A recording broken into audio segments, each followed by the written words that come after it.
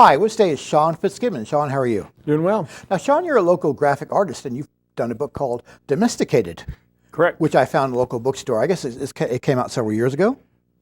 Well, Or was written several years ago? I finished the book and about 7 years ago, and I did just a low print run of it, and it recently, actually just about a week ago, it's been published on more of a mass distribution. So how would you describe DomestiCATed? I think you have some. I think Edgar Allan Poe was one of your influences, wasn't he? Yeah, absolutely. Yeah.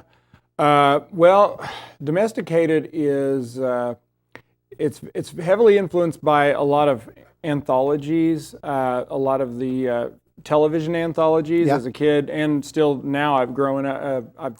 I've always been a big fan of Alfred Hitchcock Presents, The Twilight Zone, Night Gallery, all those type of shows, and then a lot of short stories by, say, Edgar Allan Poe, which in fact the last story is loosely adapted from the Edgar Allan Poe short story, The Black Cat. Right.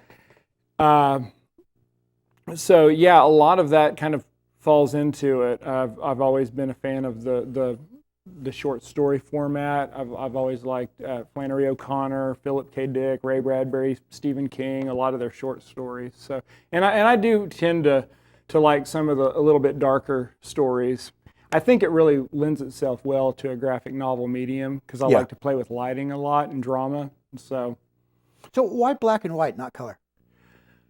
Well, it's a lot cheaper. It is a lot cheaper, but actually, once again, I think a lot of that harkens back to that my influence by film noir. I do like a lot of the old film noir films. Orson Welles, such as the Third Man, Citizen Kane. Oh yeah. Those type of films, and then once again, there's also an influence of Alfred Hitchcock's Psycho in my book.